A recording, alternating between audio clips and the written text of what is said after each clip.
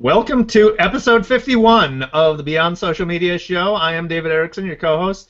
You can find me on Twitter at @DErickson and my blog at e-strategyblog.com. I'm with, of course, my co-host BL Ochman. BL Ochman, you can find at maximum-plus.com, maximum-plus.com for all things Google+. You can find her at AdAge. She writes a column for AdAge. Her blog is what'snextblog.com, and of course she's on Twitter at what'snext. And so we go every week. We talk about the best cases, the worst cases. We talk about some shiny new objects, and we wrap it up with the daily numbers. But of course, we start every week with the worst cases. BL, you have the honors. What was the worst case of the week in online communication? Well, if everybody will look behind David, there are several guitars. So this one's going to be near and dear to your heart, David. United is breaking guitars, part 2.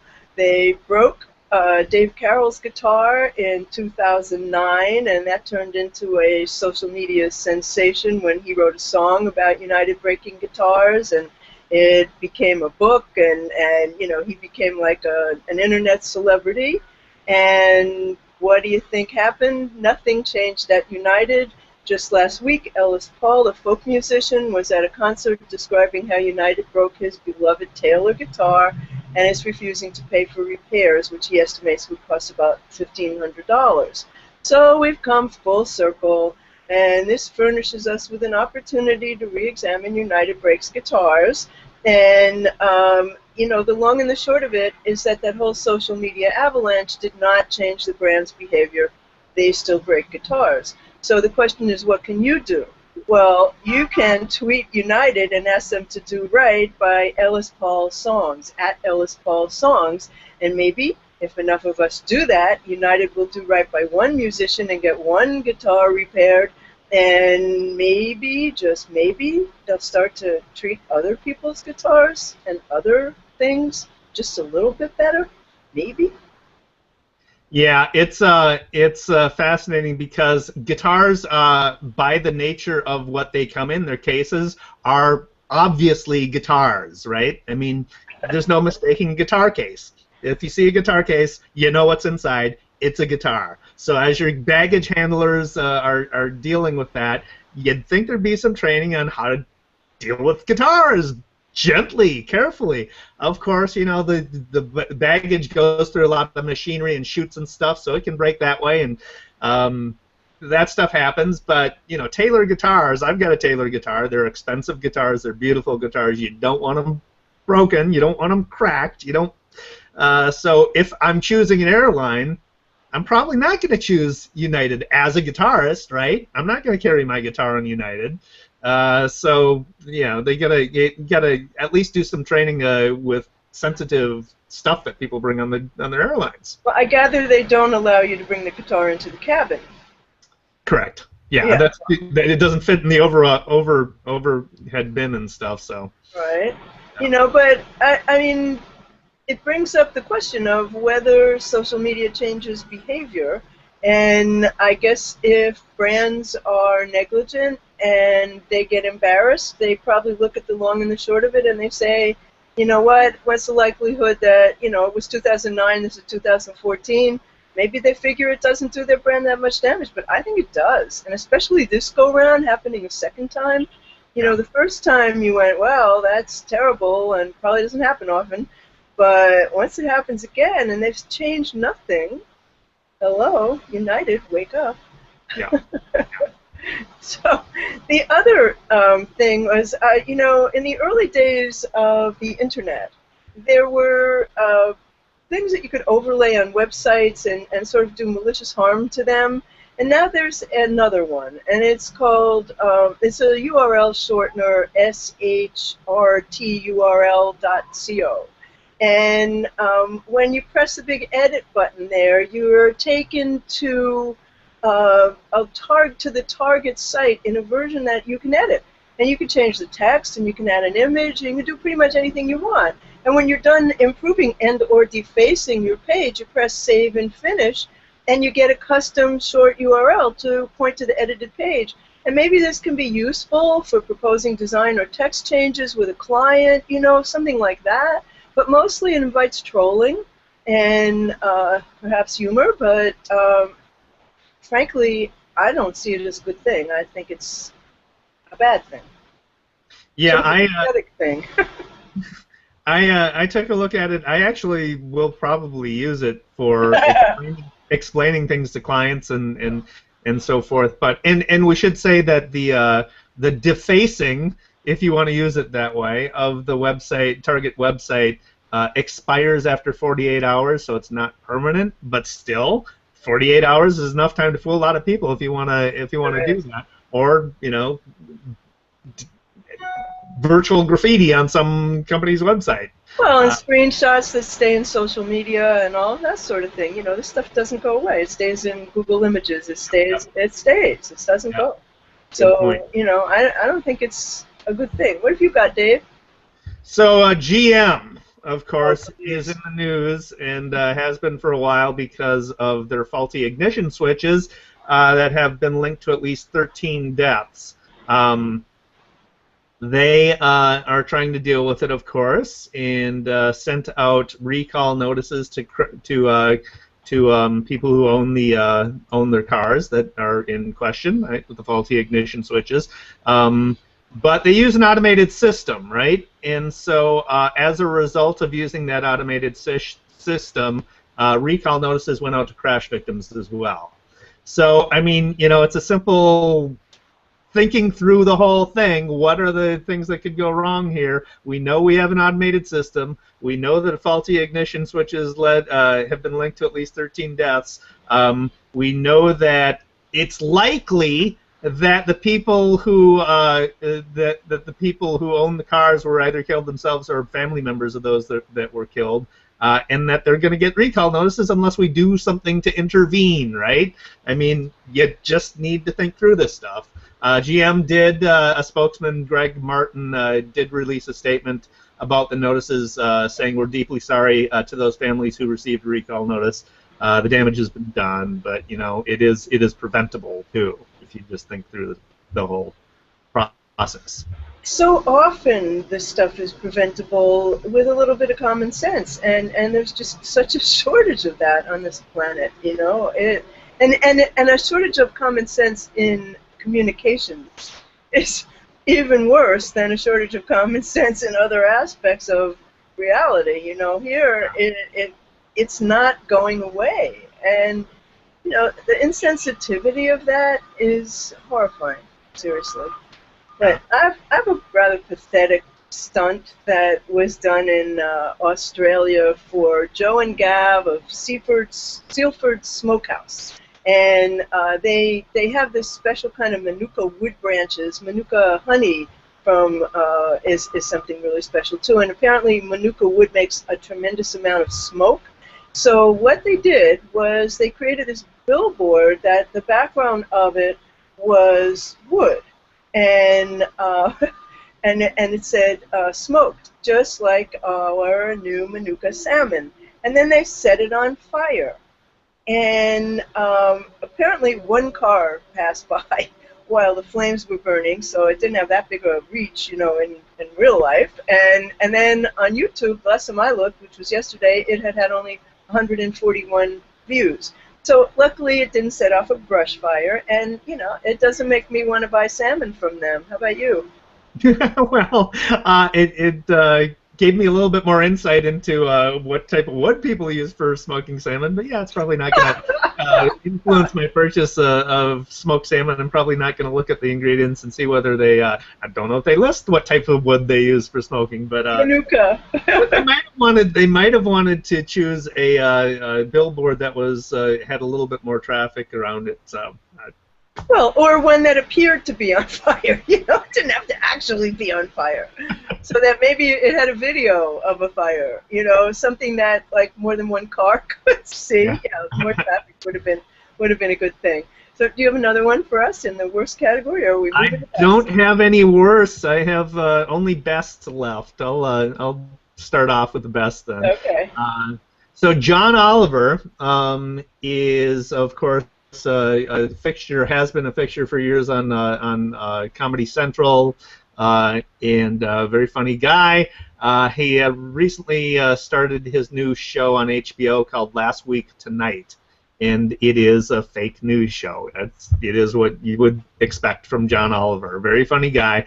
Last week's show on HBO on Last Week Tonight, he did a net neutrality rant, and he went through basically a 13-minute segment of the show where he explained in perfect detail and perfect clarity the issue of net neutrality, the different forces at work in net neutrality, why it's important for everyone, and ended it by inviting online commenters to voice their opinion on the FCC website during its open comment period. So there's an open comment period for, I think, 1,000 days that the FCC is asking the public for comment on their proposed fast lane versus slow lane, or versus still fast but not as fast lane as the cable companies would have it on their website. So it's fcc.gov/comments.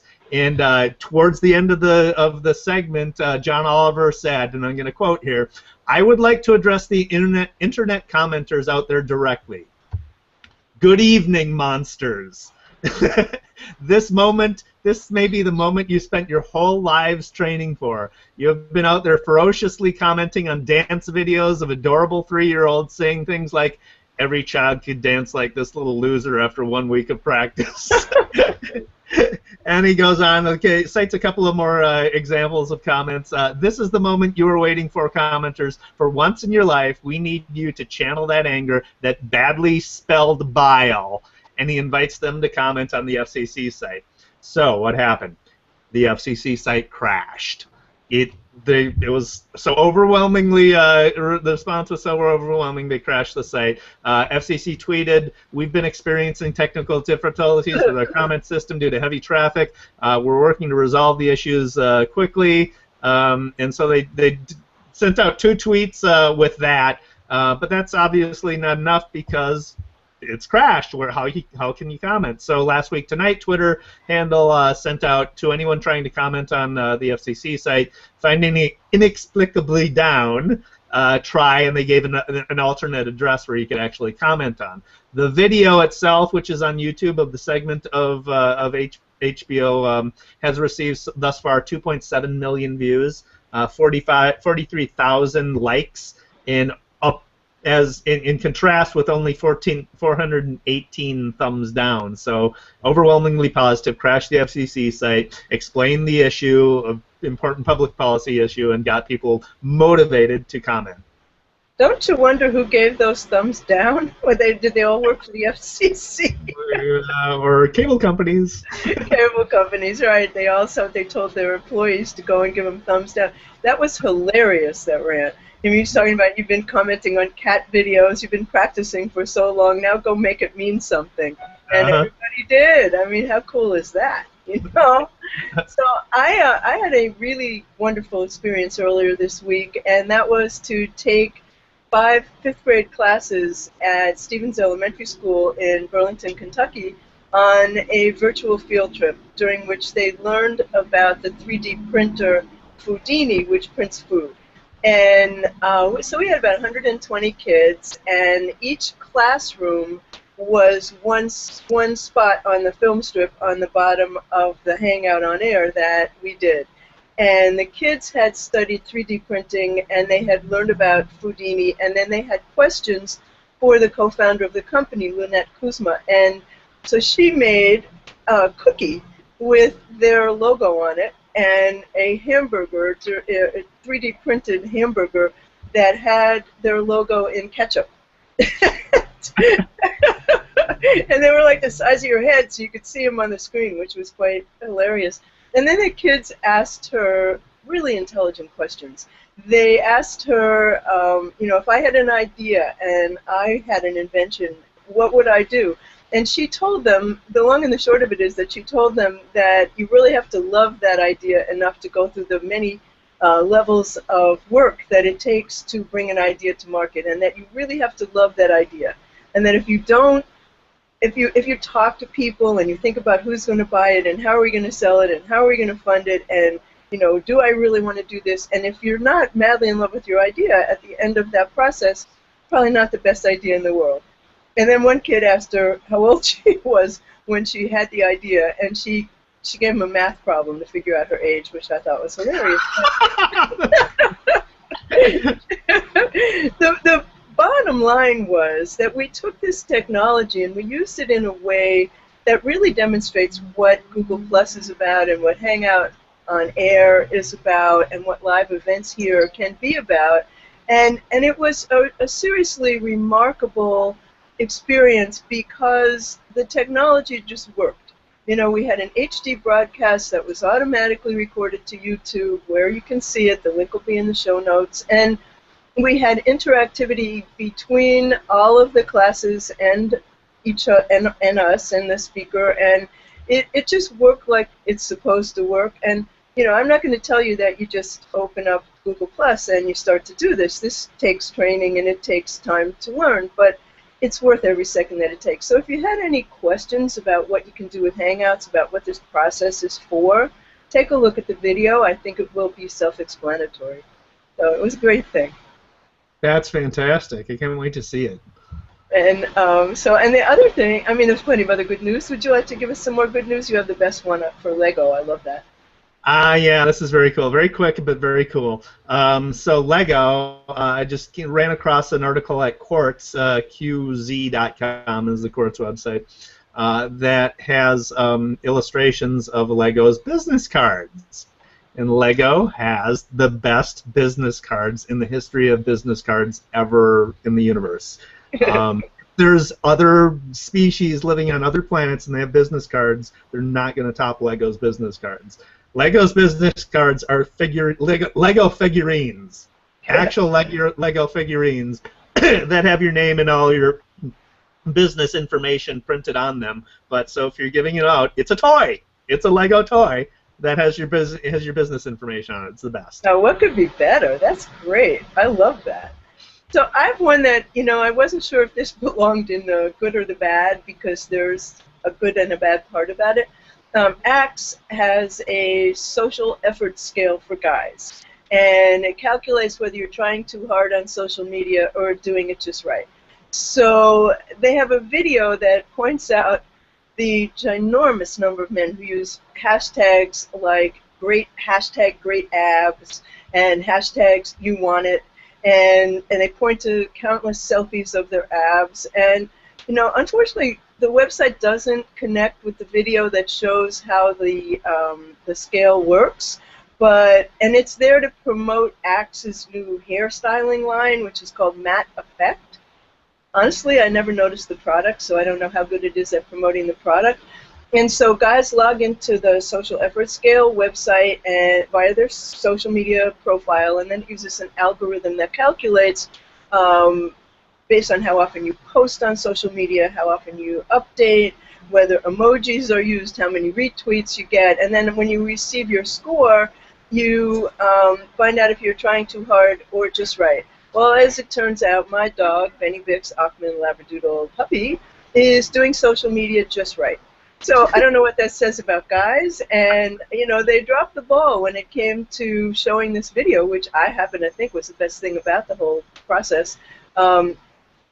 So you know, it analyzed Benny's Twitter stream, and the lower your score, the better it is. And his score was right in the middle, which is perfect. So take that for whatever it's worth, guys. You want to be just like my dog. I don't have anything to add to that except I'm sort of amused by the hashtags of you want it, and it's a product for boys, not men. Yeah, really, isn't that the truth? Like so many products. The other thing that I have is that there's going to be a reality TV show about a mission to colonize Mars, and it's a European production company that's named Endemol. They brought you Big Brother and Deal or No Deal, and they're teaming up with the Mars One project for this reality show that it's about the selection process of the people who are going to be sent to colonize Mars. And I'm just fascinated by anything that has to do with space travel and outer space. And so the show is going to track the selection process, and it's going to whittle it down to a few dozen people, and then they're going to show who they're going to pick. And the show is crucial to obtaining the billions of dollars in private funding that they need for the one-way mission. So they plan to have the first humans on Mars by 2025 to colonize from there, and you know, no word right now on whether Real Housewives on that big red planet is in development too, but maybe it is. So that competes with another show, space reality show that we discussed a couple of episodes back of reality show for the Google X Prizes that the Science Channel and Discovery Channel are planning with a remote broadcast from the moon once one of those crafts lands on the moon. So Hangouts from the moon. I can't wait to be in the first hangout with Mars and the moon. So, Dave, what do you got for shiny new objects? I saw you have a bunch. Yeah, I'll start with the image editing tools that Instagram added, since we're talking about images. And so Instagram just recently added 10 new editing tools to their app. And among those, it allows you to fine-tune your images, so you can use brightness, contrast, warmth, saturation, highlight, shadow, sharpen. But also tucked in there is a tilt shift filter. So I haven't taken a photo that I can use tilt shift on properly. Haven't been able to test it out, but I would like to.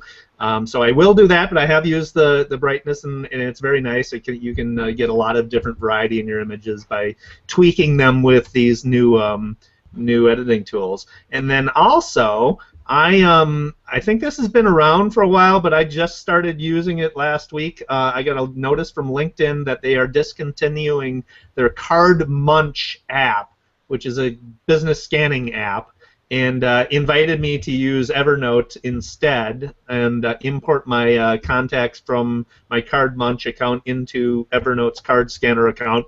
And so, all right, I'll do that. And then let me try out the Evernote card scanner. It works. Oh my God, it's very, very good. I just pointed at it, scans it, takes all the information. There's no editing. I did 5 cards in a row, different cards, one with a transparent background. It got them all perfectly, and I didn't have to do any after-the-fact editing. So very good app there. That's terrific. I haven't tried that yet. You know, I must say, Dave, you find great apps every week, and I always go and check them out, and they're always wonderful. But I have the one that's clearly a must-have for Father's Day. It's called the Snooze and Lose Donation Alarm Clock. And it connects via Wi-Fi to your online bank account. And then if you hit the snooze alarm more than once, it donates your real money to an organization, a charitable organization you hate, if you hit snooze for the second time. So, for example, if you're a butcher, you might set your snooze and lose to donate to PETA. Or if you're a Republican, how about the ACLU? Or, or if you're in a red state, how about you donate to MoveOn.org? Or in a blue state, donate to the GOP. That's awesome. Gotta have it. So I think that brings us to your daily numbers, Dave.